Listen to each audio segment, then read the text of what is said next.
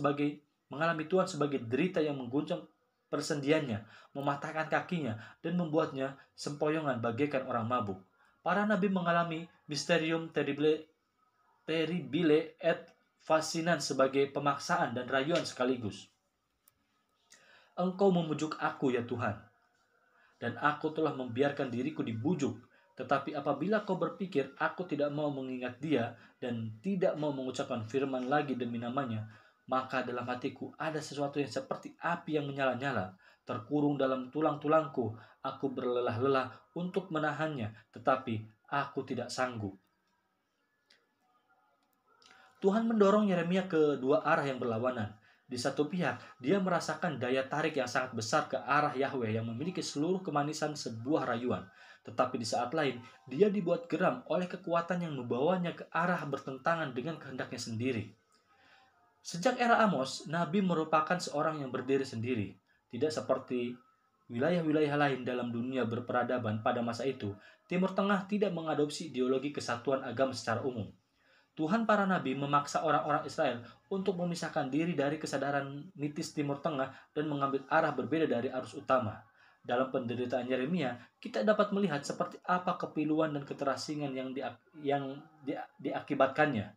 Israel adalah kawasan kecil penganut Yahwisme di tengah-tengah dunia pagan, dan Yahweh pun ditolak oleh kebanyakan orang Israel sendiri. Bahkan, penulis tradisi Deuteronomis yang citranya tentang Tuhan lebih bersahabat memandang pertemuan dengan Yahweh sebagai konfrontasi yang kasar. Dia membuat Musa menjelaskan kepada orang-orang Israel yang dikagetkan oleh kemungkinan pertemuan tanpa perantara dengan Yahweh, bahwa Tuhan akan mengutus kepada mereka seorang nabi pada setiap generasi untuk memikul bagian terberat dari tugas ilahiyah. Belum ada satupun yang bisa diperbandingkan dengan Atman, kedekatan ilahi yang prinsipil dalam kultus Yahweh. Yahweh dialami sebagai sebuah realitas luar yang jauh. Dia perlu memanusiawi melalui suatu cara agar keterasingannya berkurang. Situasi politik pada masa itu sedang memburuk. Orang-orang Babilonia menginvasi Yehuda lalu mengusir raja dan kelompok pertama orang Israel ke pengasingan. Akhirnya Yerusalem pun terkepung. Ketika keadaan semakin parah, Yeremia melanjutkan tradisi penisbahan emosi manusia kepada Yahweh.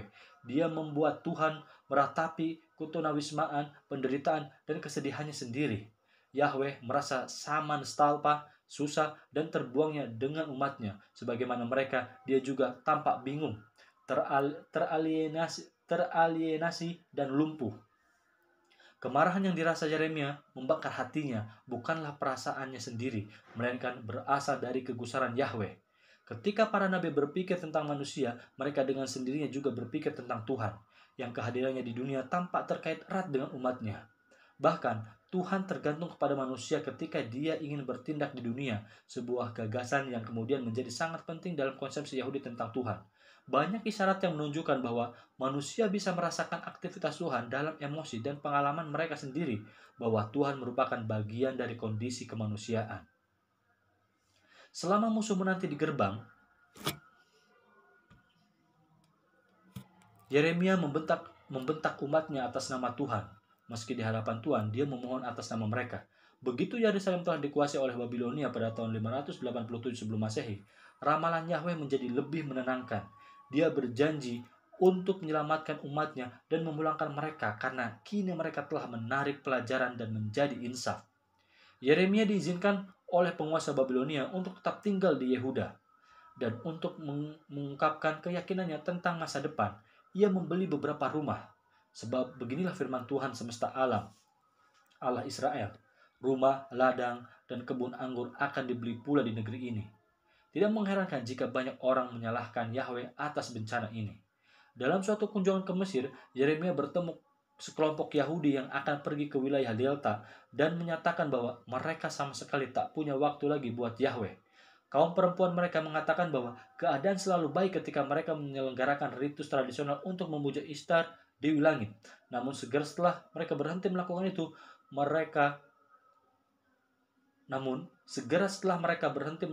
karena kehadiran Nabi semacam Yeremia, maka bencana, kekalahan, dan kepahitan cepat datang mengiringi.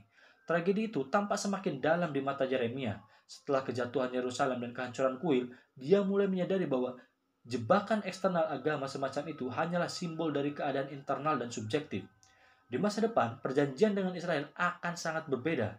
Aku akan menaruh Tauratku dalam batin mereka dan menuliskannya dalam hati mereka. Mereka yang telah pergi ke pengasingan tidak dipaksa untuk berasimilasi seperti yang pernah dialami oleh 10 suku utara pada 722. Mereka hidup dalam dua komunitas, satu di Babilonia sendiri dan yang lainnya di tepi kanal bernama Kebar yang memanjang dari Efrat tidak jauh dari Nippur maupun Ur, dalam wilayah yang mereka namakan Tel Aviv, bukit musim semi. Di antara kelompok pertama, para pengungsi yang dideportasi pada tahun 597, terdapat seorang imam bernama Yehezkiel. Kira-kira selama 5 tahun, dia tinggal sendirian di rumahnya dan tak berbicara kepada satu jiwa pun. Kemudian, dia mengalami perjumpaan mengejutkan dengan Yahweh, yang benar-benar membuat dia pingsan. Adalah penting untuk menjelaskan pertemuan pertamanya dengan Yahweh itu secara terperinci, karena beberapa abad kemudian, ini menjadi sangat signifikan bagi mistisme Yahudi, seperti yang akan kita tinjau pada bab 7. Yehezkiel melihat segumpal awan besar dengan api yang berkilat-kilat. Angin kencang bertiup dari arah utara. Di tengah-tengah kabut badai ini, dia seakan-akan melihat. Dia dengan sangat hati-hati menekankan ketidakpastian gambaran itu. Kencana raksasa yang ditarik 4 ekor makhluk yang kuat. Makhluk-makhluk itu mirip dengan pahatan karibu yang ada di gerbang istana Babylon. Tetapi Yehezkiel menjelaskannya dengan gambaran yang hampir mustahil divisualisasikan. Masing-masing makhluk itu mempunyai 4 kepala dengan wajah manusia, singa, lembu, dan raja wali. Masing-masing roda berputar ke arah yang bertentangan dengan roda-roda lainnya. Penggambaran ini sepertinya dimaksudkan untuk menekankan asingnya penampakan yang sedang berusaha diartikulasikannya.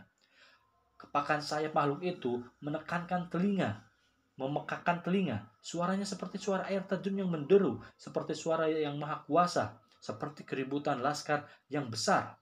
Di atas kencana itu ada sesuatu yang mirip sebuah tahta, dan di atasnya ada yang kelihatan seperti rupa manusia. Ia bersinar seperti tembaga, api memancar dari anggota tubuhnya. Ia juga menyerupai kemuliaan Tuhan. Segera saat itu juga, Yehezkiel bersujud dan mendengar suara yang ditujukan kepada dirinya. Suara itu memanggil Yehezkiel dengan sebutan anak manusia, seolah-olah untuk menekankan jarak yang kini ada antara manusia dan alam ilahi. Di samping itu, pertemuan dengan Yahweh diiringi dengan rencana tindakan yang bersifat praktis. Yehezkiel harus menyampaikan firman Tuhan kepada putra-putra Israel yang membangkang. Kualitas non-manusia dari pesan suci disampaikan dalam gambaran yang keras. Sebuah tangan terulur ke arah Nabi, memegang sebuah gulungan kitab yang ditulisi timbal balik dan berisikan nyanyian ratapan, keluh kesah, dan rintihan. Yehezkiel diperintahkan untuk memakan gulungan kitab itu, mencerna firman Tuhan, dan menjadikannya bagian dari dirinya sendiri. Seperti biasanya, misterium itu fascinans sekaligus terribile. Gulungan kitab itu ternyata berasa semanis madu. Akhirnya, Yehezkiel berkata, roh itu mengangkat dan membawa aku, dan aku pergi dengan hati panas dan dengan perasaan pahit, karena kekuasaan Tuhan memaksa aku dengan sangat. Dia tiba di Tel Aviv dan duduk tertegun seminggu penuh.